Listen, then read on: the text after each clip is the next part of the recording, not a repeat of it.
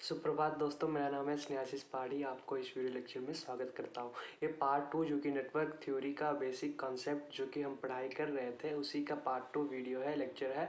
तो फिर अंत तक जरूर देखना, ठीक है। तो फिर देर नहीं करते हैं, चले जाते हैं वीडियो में। वीडियो में क्या लिखा गया है, क्या दिया गया है, वो सारा हम इस वीडियो में ही डिस्कस कर लेंगे, ठीक है। सो बेसिक प्रॉब्लम जो कि है हम उससे मीन्स थोड़ा कुछ डिस्कस कर लेंगे कि बेसिक प्रॉब्लम में क्या दिया है। Calculate the amount of charge represented by 2 million proton. 2 million proton का यूजुअल रिप्रेजेंटेशन कितना हो सकता है, जो कि मैक्सिमम करने से या फिर कैलकुलेशन करने से कौन सा formula I is equal to Q by T का फॉर्मूला इधर यूज करने से हमको क्या आ जाएगा, यूजुअल चार्ज वैल्यू कितना आ जाएगा या फिर करंट वैल्यू कितना आ जाएगा, अमाउंट ऑफ चार्ज वैल्यू कितना हो सकता है वो हमको पता चल जाएगा, ठीक है। ये बेसिक कंसेप्ट है या फिर हम बोल सकते हैं ट्रूथ फैक्ट है, ठीक है। एक बेसिक प्रोटॉन में कितना हो सकता है।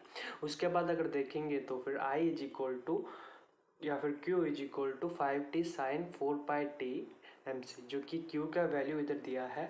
हमको यूजुअल डिफरेंशिएशन या फिर इंटीग्रेशन अप्लाई करना है या फिर डिफरेंशिएशन अप्लाई करना है। उससे पहले आपको मैं बेसिक फार्मूला बता देता हूँ ताकि आपका अंडरस्टैंडिंग भी बहुत अच्छी तरह हो सके। बेसिक फार्मूला यही है कि what is the basic formula here. So basic formula है ये वाला, ठीक है। डिफरेंशिएशन या फिर इंटीग्रेशन का, डिफरेंशिएशन या फिर इंटीग्रेशन का बेसिक फार्मूला, ये फार्मूला हम अप्लाई कर लेंगे तो फिर हमको आंसर आ जाएगा। अगर d/dx दिया है तो फिर ये फार्मूला हमको यूज करना है। अगर integration of x of n दिया है तो फिर इधर ये फार्मूला हम यूज करने से हमको यूजुअल फार्मूला या फिर यूजुअल आंसर हो जाएगा या फिर आ सकता है, ठीक है। तो फिर मैं आपको आंसर ओनली कंसेप्ट बता रहा हूँ, आपको आंसर निकालना है। जैसे कि इधर निकाल रहा means I have already taken this, ठीक है। इधर आपको कैसे आंसर आ सकता है मैं आपको इधर इन डिटेल एक्सप्लेनेशन के साथ या फिर इन डिटेल नहीं थोड़ा कुछ दे दिया हूँ। मीन्स डिफरेंशिएशन कैसे यूजुअल अप्लाई करना है, ठीक है, साइन का, ठीक है। तो फिर साइन का फॉर्मूला भी डिफरेंट हो सकता है, ठीक है।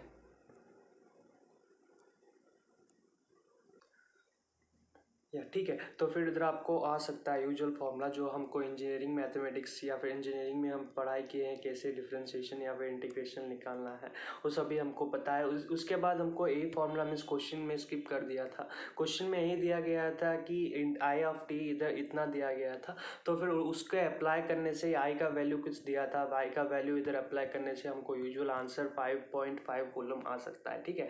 सिर्फ इंटीग्रेशन इधर अप्लाई किया था, ठीक है। तो फिर उसमें कन्फ्यूजन होने की कोई ज़रूरत नहीं है। तो फिर इधर आपको क्वेश्चन दिया है कि जस्ट बेसिक क्वेश्चन दिया है, उसका बेसिक सॉल्यूशन, ठीक है। I कितना से कितना तक हो सकता है, integration of I is equal to इधर 1 से लेकर ठीक है 1 से लेकर 2 तक दिया था, ठीक है। इंटीग्रेशन ऑफ, ठीक है, इंटीग्रेशन ऑफ 1 से लेकर 2 तक दिया था। उसी के अल्टरनेटिव में इधर मैं फॉर्म कर दिया 2 माइनस I, ठीक है।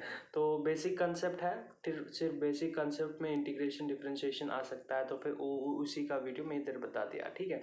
तो उसके बाद उसी का थोड़ा कुछ प्रॉब्लम है आपको सॉल्व करने के लिए, मैं भी सॉल्व कर दिया था। इधर 2 से लेकर 2t तक कितना हो सकता है यूजुअल वैल्यू, इधर आप देख सकते हो।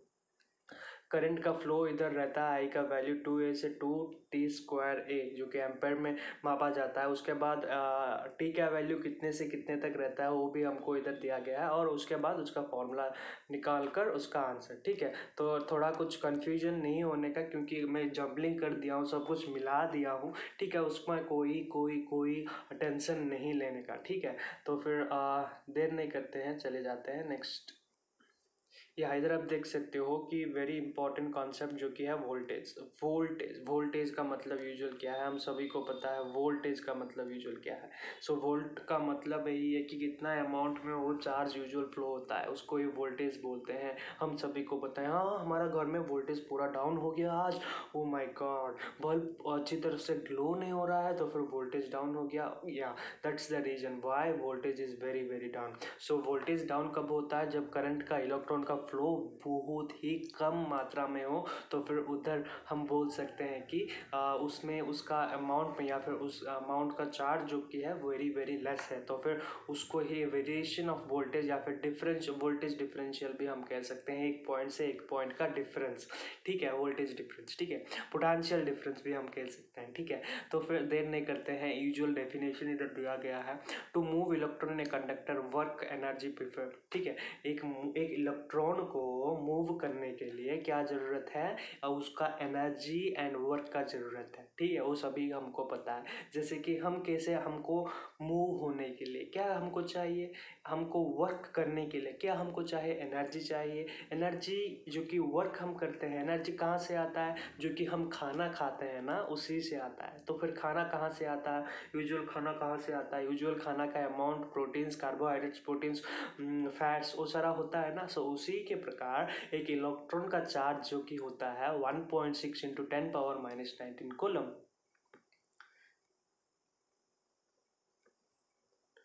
-19 कूलम होता है ना, उसी का चार्ज या फिर उसी का प्रोटॉन्स या फिर हम बोल सकते हैं प्रोटीन्स, कार्बोहाइड्रेट्स, वही इलेक्ट्रॉन्स में जब रहता है ना, तब इलेक्ट्रॉन का चार्ज फ्लो एक कंडक्टर में मूव होता है, उसको ही हम बोलते हैं वर्क या फिर energy, external energy to move, ठीक है। वेरी इंपॉर्टेंट कॉन्सेप्ट है, work is perform by external energy, ठीक है। एक वर्क जब परफॉर्म होता है वो किसके वजह से होता है, एक्सटर्नल एनर्जी से वजह से ही, एक्सटर्नल एनर्जी के वजह से ही होता है, ठीक है, एक्सटर्नल एनर्जी के वजह से ही होता है। To electromotive force, okay, to electromotive force के वजह से भी हम बोल सकते हैं, ठीक है, ठीक है। उसके बाद this EMF electromotive force is also known as voltage और पोटेंशियल डिफरेंस, मूव करने के लिए, जो कि मैं पहले ही बोल चुका था, ठीक है, एक इलेक्ट्रॉन को मूव करने के लिए, ठीक है। तो फिर इधर देख सकते हो पोटेंशियल डिफरेंस का भी वैल्यू आ चुका है, जो कि इलेक्ट्रोमोटिव फोर्स भी हम बोल सकते हैं, ठीक है। उसके बाद इधर यूजुअल फॉर्मूला दिया है, V is equal to VAB is equal to W dW/dQ। dW क्या है, dQ क्या है, वो भी हम पढ़ेंगे। VAB क्या है, potential difference between one point two and point A two point B, ठीक है, वही इसमें दिया गया है। या इधर देख सकते हो 1 volt is equal to 1 joule, जो कि एक वर्क का वैल्यू है, ठीक है, एक वर्क का वैल्यू है, ठीक है, वर्क पर जूल में मापा जाता है, ठीक है। उसके बाद कॉलम, Q का वैल्यू, कॉलम हम सभी को पता है 1 का volt, 1 volt is equal to 1 coulomb by 1 joule by 1 coulomb, या फिर 1 न्यूटन मीटर पर कूलम, ठीक है। या उसके बाद अगर देखेंगे वोल्टेज और potential difference, the energy required, एक एनर्जी गेन करने के लिए या फिर रिक्वायर होने के लिए to move a unit charge, एक चार्ज को मूव करने के लिए, ठीक है। पोटेंशियल एनर्जी जो रिक्वायर होता है किसको मूव करने के लिए, एक सफिशिएंट चार्ज को मूव करने के लिए थ्रू एन एलिमेंट, एक एलिमेंट, या फिर ट्रांजिस्टर हो, रेजिस्टर हो, या फिर कैपेसिटर हो, ठीक है, उसके एलिमेंट को हम उस एलिमेंट के बारे में हम डिस्कस करेंगे। टू मेजर इन वोल्ट, जो कि मेजर होता है किसमें, वोल्ट में ही मेजर होता है, V का वैल्यू, यूजुअल वैल्यू, ठीक है। तो फिर आंसर आपको पता चल गया, फॉर्मूला भी पता चल गया, V इज इक्वल टू कितना है, यूजुअल है V is equal to W/Q, जो कि हम डिफ्रेंशिएशन क्यों अप्लाई करते हैं, इंजीनियरिंग मैथमेटिक्स से रिलेटेड होता है, या फिर इंजीनियरिंग हम पढ़ाई जब करते हैं डिफ्रेंशिएशन, क्योंकि उसका वैल्यू डिफरेंट होता है, डिफरेंस मीन्स चेंज होता है, ठीक है, उसी के बाद या फिर उसी के नियम में, या फिर हम बोल सकते हैं उसी का कंसेप्ट में हम डिफ्रेंशिएशन का यूजुअल वैल्यू अप्लाई करते हैं, ठीक है। या इधर देख सकते हो usual value, voltage drop and voltage rise कब होगा, जब पोलैरिटी जब चेंज होगा तब ही voltage drop and voltage rise होगा। इधर +A से +B जब मैं अप्लाई किया, वोल्टेज क्या हुआ, ड्रॉप हुआ from A to B। Voltage कब राइज हुआ फ्रॉम B टू A, जब प्लस से लेकर माइनस तक जब गया था उसका वोल्टेज राइज हुआ, ठीक है, ठीक है। आशा करता हूँ कि आपको समझ आ चुका है, ठीक है। Voltage drop and voltage rise कब होगा, जब पोलैरिटी का डिफरेंस जब होगा, उसी के माध्यम से या फिर उसी के वजह से हम बोल सकते हैं कि voltage drop and voltage rise हो सकता है, ठीक है। उसके बाद DC voltage and AC voltage, DC voltage का यूजुअल वैल्यू हम रिप्रेजेंट करते हैं V, एंड AC वोल्टेज का स्मॉल v, ठीक है। ओवर, तो उसके बाद चले जाते हैं power and energy. Power and energy very important concept है, जो कि हम नेक्स्ट वीडियो में, नेक्स्ट कॉन्सेप्ट में पार्ट 3 में हम पढ़ेंगे पावर एंड एनर्जी। सिर्फ इधर आपको फॉर्मूला बोल चुका हूँ, P is equal to dW/dt, कैसे हम power and energy end voltage को कैसे हम रिप्रेजेंट करके एक फॉर्मूला में आते हैं, P इज इक्वल टू, ठीक है, हम एक फॉर्मूला डिस्कस करेंगे, P is equal to how much, V into I, ठीक है। उसके बाद G आएगा, उसके बाद R आएगा, उसके बाद डिफरेंट फॉर्मूलास आएगा, उसका कंसेप्ट नेक्स्ट लेक्चर में या फिर बेसिक लॉ में हम पढ़ेंगे, ठीक है। कंडक्टेंस किसे बोलते हैं, सीमेंस कब आएगा, और मोह कब आएगा, ठीक है, ओम कब आएगा, ठीक है, वो सारा हम डिस्कस करेंगे। लेकिन इधर आप फॉर्मूला देख सकते हो, पावर, यूजुअल पावर कितना हो सकता है, अमाउंट ऑफ वर्क जब हम करते हैं एक सफिशिएंट टाइम में, ठीक है, अमाउंट ऑफ वर्क एक सफिशिएंट टाइम में जब हम करते हैं ना, उसको ही हम पावर बोलते हैं, ठीक है। तो फिर आशा है कि आपको कुछ समझ आ गया होगा पार्ट 2 लेक्चर में, जो कि हमें जो कि मैं कुछ प्रॉब्लम्स डिस्कस किया, फॉर्मूलास बताया, ठीक है। तो फिर I hope that you will definitely contribute something for the students who are under poverty. So below is the description link, ठीक है। I hope that you will definitely contribute. Thank you.